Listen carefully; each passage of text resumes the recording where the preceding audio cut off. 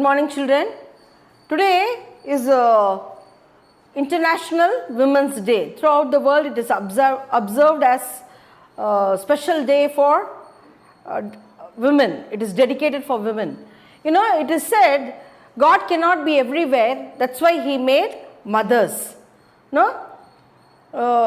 Mother's love is the most supreme love that you can find on this planet Earth.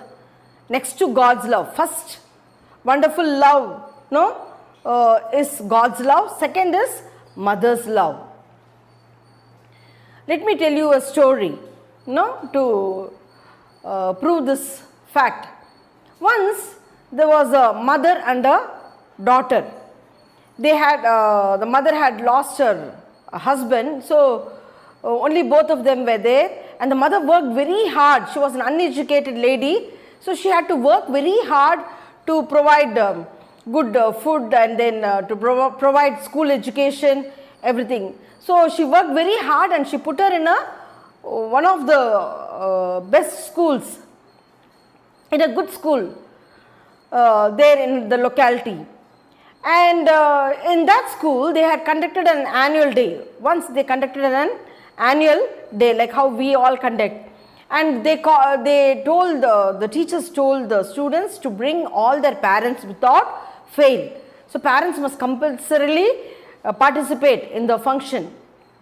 So the girl went and told her mother, "Mom, you must come for the annual day function." Then the mother said, "No, I don't like to come." But the girl said, "No, you must come." So the mother did not know what to do, so she went along with her to the annual day. And when she went there, all the girls' friends, they all saw her face and they said, "It is so scary. My God, your mother's face looks so horrible." And they all ran away. And the mother felt so bad, so embarrassed, so she left the place, she came back home. The daughter attended the function. And after that she came home with tears in her eyes. She said, "Why is your face look so bad? Why is your face so horrible?" She asked. Then the mother said, "When you were a small girl, I was working in the fields. I had left you under a tree and I was working in the fields. At that time, a bear came near you to attack you. Then I ran and came near you and I fought with the bear. The bear had made all these scars on my face. My face is full of scars because of the scratches that the bear made. I came there in order to protect you because I wanted to protect your life." And then afterwards the other farmers came running and they rescued me from the bear. They admitted me in the hospital. My life was saved. But then my face looked so bad. And then she showed her a photo of her young age. She looked so beautiful. But for the sake of her daughter, she lost all her beauty. So this is the most wonderful love. Now we see all kinds of love, different kinds of love in this world. Especially the cinema shows all this romantic love. All this unwanted love and all. They give more importance to this unwanted love. That love is very temporary in nature. Many boys and girls, they get attracted by this false love and their life becomes miserable. Their life becomes a total failure. Their life is destroyed because they get attracted to this wrong type of love. You must know what is the best form of love, the pure form of love. First it is God's love, second it is mother's love. Now today being the Women's Day, please try to appreciate your mother. Do you realize how much hard work she puts in order to manage the family, in order to run the family from early morning till night? She works continuously. She has to work continuously, is it not? To maintain the family, to take care of your food, everything. So please say thank you and please appreciate her. And if you really love her, you must obey her. Will you do that, children? Okay, let's pray. Our Father in heaven, hallowed be your name. Your kingdom come, your will be done on earth as it is in heaven. Give us this day our daily bread, and forgive us our sins, as we forgive those who sin against us. And lead us not into temptation, but deliver us from evil. For yours is the kingdom, your power, and the glory, forever and ever. Amen. வணக்கம் குழந்தைகளே, முதலாம் தமிழ் வகுப்பிற்கு உங்கள் அனைவரையும் அன்புடன் வரவேற்கிறேன். குழந்தைகளே, நாம் காண இருப்பது பக்கம் எண் 32, இனியாவின் ஒரு வாரம். குழந்தைகளே, இங்கு இனியா என்ற ஒரு சிறுமி இருக்கிறாள். வாரத்தில் இருக்கும் 7 நாட்களில் அவள் என்ன செய்கிறாள் என்று பார்ப்போமா? வாரத்தின் முதல் நாள் ஞாயிறு. குழந்தைகளே, ஞாயிற்றுக்கிழமை அன்று நீங்கள் என்ன செய்வீர்கள்? ஞாயிற்றுக்கிழமை அன்று உங்கள் வீட்டில் நீங்கள் விளையாடுவீர்கள் அல்லவா? உங்கள் தாத்தாவிடம் கதை கேட்பீர்கள். அதுபோல் இங்கு இனியா என்ற சிறுமி தன் தாத்தாவிடம் கதை கேட்கிறாள். இனியாவிற்கு தாத்தா கதை சொல்கிறார். அது இனியா ஆர்வமாக கேட்கிறாள். அடுத்த நாள் திங்கள். குழந்தைகளே, நீங்கள் திங்கட்கிழமை அன்று என்ன செய்வீர்கள்? பள்ளிக்கு சென்ற பின் வீடு திரும்பி பாட்டியிடம் விளையாடுவீர்கள் அல்லவா? அதேபோல் இங்கு இனியாவின் பாட்டி இனியாவிற்கு அந்த கதையின் நடிப்பை எப்படி நடிப்பது என்று இனியாவிற்கு நடித்து காட்டுகிறார். அவள் பார்த்து கொண்டே இருக்கிறாள். அடுத்த நாள் செவ்வாய். குழந்தைகளே, உங்கள் அம்மா நீங்கள் விரும்பிய எல்லாவற்றையும் உங்களுக்கு செய்து தருவார்கள் அல்லவா? அதுபோல் இங்கு இனியாவின் அம்மாவும் இனியாவிற்கு மகுடம் செய்கிறார். அதை பாருங்கள். ஆமாம், அம்மா மகுடம் செய்கிறார். அடுத்த நாள் புதன். அன்று இனியாவின் அப்பா வாள் வாங்குவதற்காக கடைக்கு சென்றிருக்கிறார். இனியாவின் அப்பா வாள் வாங்குகிறார். அதை பாருங்கள். குழந்தைகளே, உங்கள் அப்பாவும் நீங்கள் எதை கேட்டாலும் வாங்கி தருவார் அல்லவா? இங்கு இனியாவின் அப்பாவை போல உங்கள் அப்பாவும் உங்கள் மேல் அன்பாகவே இருப்பார்.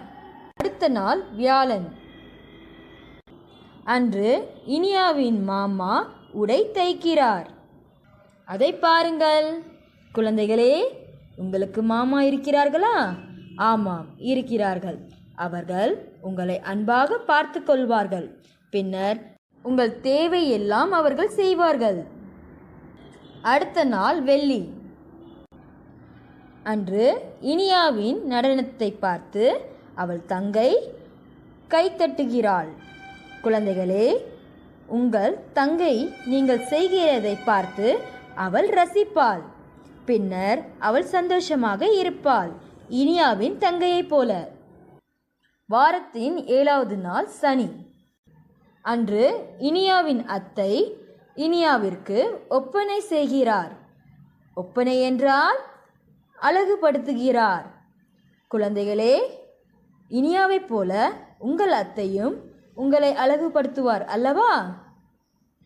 கடைசியில் எல்லாவற்றையும் வைத்து இனியா நடிக்கிறாள். நாமும் நமக்கு இருக்கும் நம் குடும்பத்தாருடன் மகிழ்ச்சியாக இருக்க வேண்டும். அவர்கள் ஒவ்வொருவருடைய நல்குணத்தையை நாம் கற்றுக்கொண்டு அதை இனியாவைப் போல் முயற்சி செய்ய வேண்டும். சரிங்களா? அடுத்த பக்கம் எண் 33. தலைப்பு மெர்சியின் உறவினர் பெயர்களை எழுதுவோம்.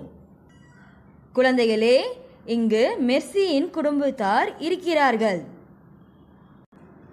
படத்தை பாருங்கள். மெர்சியின் அப்பா, அம்மா, பாட்டி, மாமா, அத்தை, தங்கை இருக்கிறார்கள். இவர்களுடைய பெயர் இங்கு எழுதுவோமா? ஆ இப் பா அப்பா, ஆ இம் மா அம்மா, பா இட் டி பாட்டி. மா மா மாமா. ஆ இத் தை அத்தை. த இங் கை தங்கை. குழந்தைகளே, நீங்களும் இந்த உறவினர் பெயர்களை படித்தும் எழுதியும் பழக வேண்டும். அடுத்த தலைப்பு கிழமைகள். குழந்தைகளே, இங்கு கிழமை நாட்களும் உள்ளன. அதை பார்ப்போமா? இது என்ன மாதம்? சித்திரை, தமிழ் மாதம். இன்ன ஆண்டு வரும்? 2021 என்று வரும். இங்கு 21 என்று எழுதுங்கள். 2021. இதில் 31 நாட்கள் சித்திரை மாதத்தில் உள்ளது. நாட்கள் பெயரை பார்ப்போமா? நா இ ரு ஞாயிறு. தி இங் க இல் திங்கள். சே இவ் வா இ செவ்வாய். பு த இன் புதன். வி யா ல இன் வியாழன். வே இல் லி வெள்ளி. ச நீ சனி. அடுத்து நான் பிறந்த கிழமை புதன் என்று இங்கே எழுதுகிறேன். ஆனால் நீங்கள் பிறந்த கிழமையை உங்கள் பெற்றோரிடம் கேட்டு உங்கள் புத்தகத்தில் இந்த இடத்தில் எழுதுங்கள். பள்ளியின் வார விடுமுறை நாள் ஞாயிறு என்று இங்கே எழுதுங்கள். நா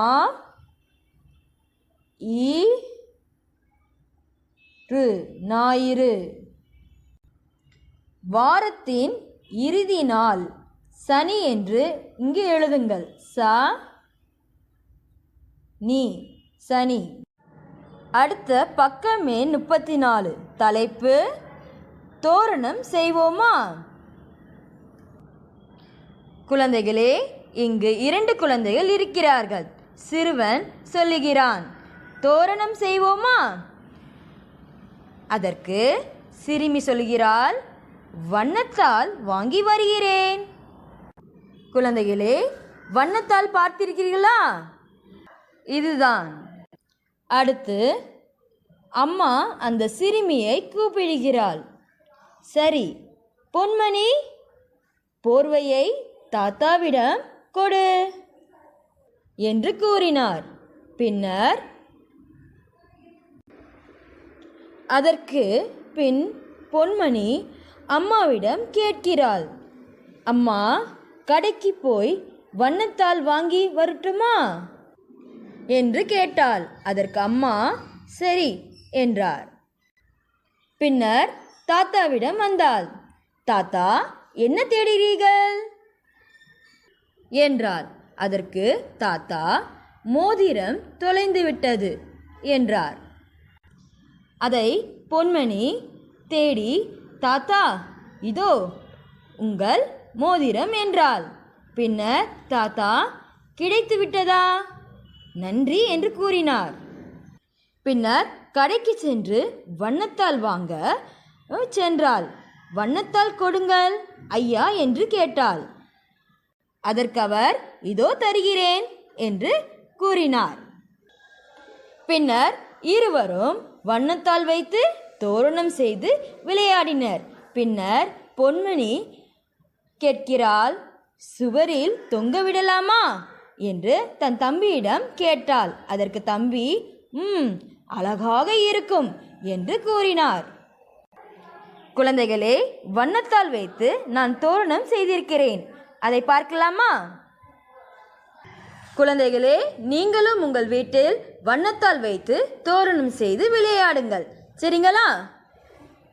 அடுத்த பக்கமே 35. பெயரை சொல்வேன், எழுத்தை அறிவேன். இது என்ன எழுத்து? கோ. கோ என்றால் கொக்கு என்று இங்கு எழுதுங்கள். கோ இக் கு கொக்கு. கோ என்றால் கொய்யா என்று இங்கு எழுதுங்கள். கோ இ யா கொய்யா. இது என்ன எழுத்து? தோ. தோ என்றால் தொப்பி என்று இங்கு எழுதுங்கள். தோ இப் பி தொப்பி. தோ என்றால் தொட்டில் என்று இங்கு எழுதுங்கள். தோ இட் டி இல் தொட்டில். அடுத்த தலைப்பு படமும் சொல்லும். கோ டி கொடி. சோ இட்டு சொட்டு. தோ லை பே சி தொலைபேசி.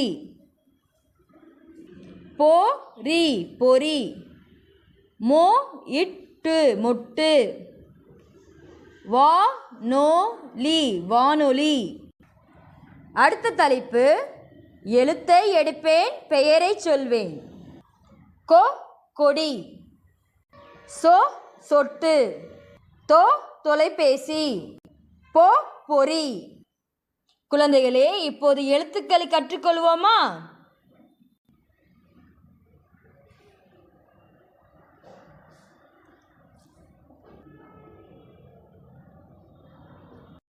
இக்கு கூட்டல் ஓ கோ.